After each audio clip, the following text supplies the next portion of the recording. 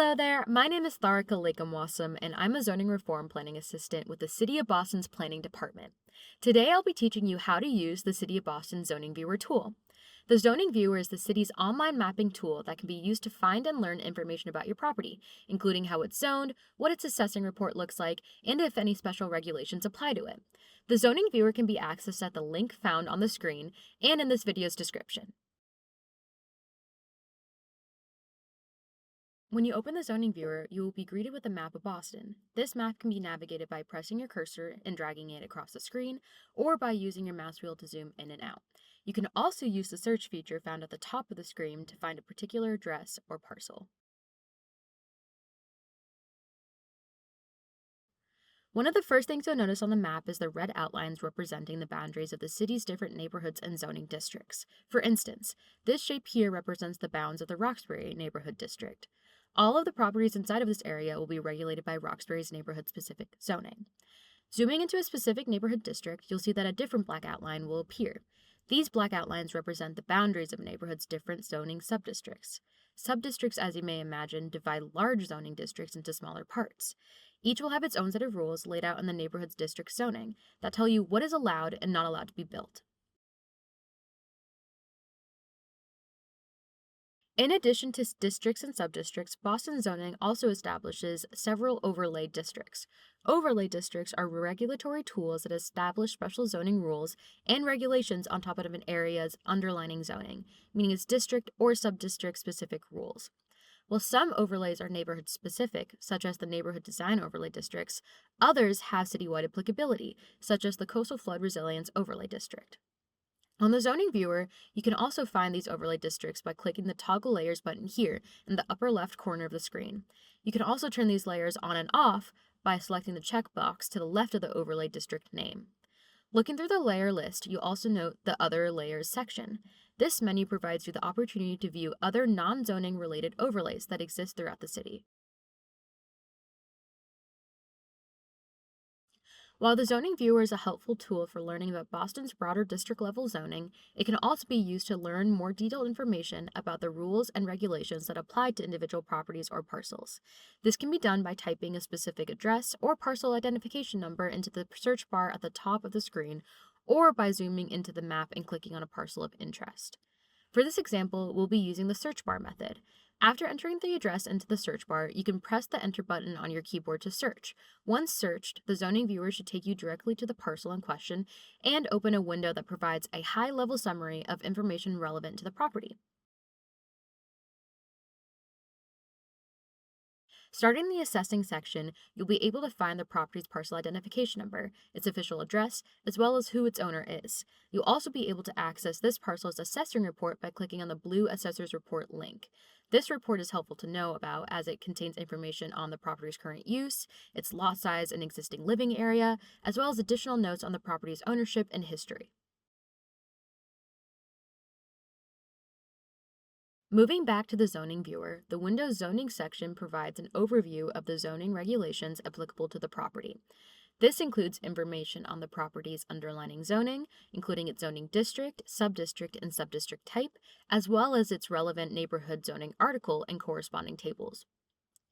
Looking at this section, we can see that 135 Dudley Street sits in the Roxbury Neighborhood District and is part of the neighborhood's Dudley Square Economic Development Area, which is a mixed-use commercial subdistrict. We also see that the property's underlying zoning can be located in Article 50 of the Zoning Code, which can be accessed by clicking on the highlighted article number here. In this article, you can find the regulations that apply to each of the neighborhood's specific subdistrict types, as well as the broader rules that are administered throughout the whole neighborhood. If you're looking to find out exactly what you can build on a property, then the Neighborhood Articles tables are the place to go. These tables provide a comprehensive list of permitted land uses, dimensional regulations, and parking requirements for each subdistrict in a neighborhood. These tables are typically found in the zoning code immediately following a neighborhood zoning article, and can also be accessed by clicking the highlighted table button on the zoning viewer, as we saw before. To find 135 Dudley Street's allowed land uses and dimensional limits, we'll need to look for the tables that apply to the property subdistrict, the Dudley Square Economic Development Area, or the Dudley Square EDA. In this case, these can be found in Table A and Table C. Starting with land uses, you'll note that there are many different uses and categories of uses within Table A. You can determine the allowance of each for the site by identifying the table's relevant subdistrict column, in this case, the Dudley Square column, and then cross-checking the letter associated with each use. If a use is allowed, denoted with an A, it may be developed as a right, without the need of additional review. If a use is conditional or forbidden, denoted with a C or an F, it will require zoning relief, meaning a special exemption to this area's zoning to move forward.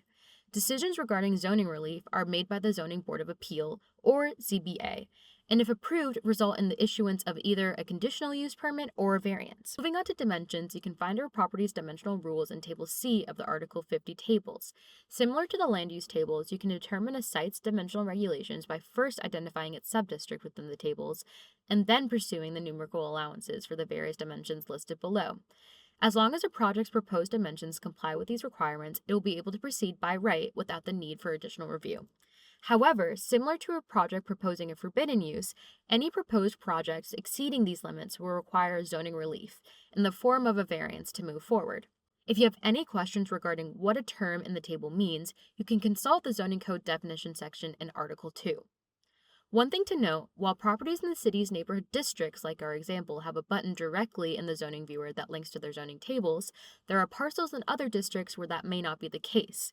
For those instances, please refer to the table on screen to learn where in the zoning code you can find that information. In addition to underlying zoning, the zoning viewer can also tell you if any zoning overlays apply to a property. These can be found listed under the Zoning Overlay section of the Property Zoning Information Summary.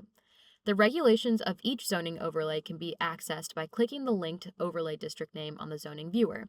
Doing this will open a new tab, sending you directly to the overlay's applicable zoning regulations. The last section of the zoning viewer's property information summary, listed as Others, provides an overview of the additional non-zoning regulations and overlays applicable to a property. Unlike the property zoning, which is governed by the planning department alone, this Other sections highlights additional regulations and overlays relevant to a wide variety of different city, state, and federal entities. Should you have further questions on what these additional regulations are or include, you can click on the linked content associated with each item to find out more information. With that, we'll conclude our Zoning Viewer tutorial. The Zoning Viewer is an excellent tool available to the public that can be used to find and learn information about your property and the city zoning more broadly. The Planning Department is happy to answer any additional questions and can be contacted by reaching out to the email listed in this video's description. Thank you for following along!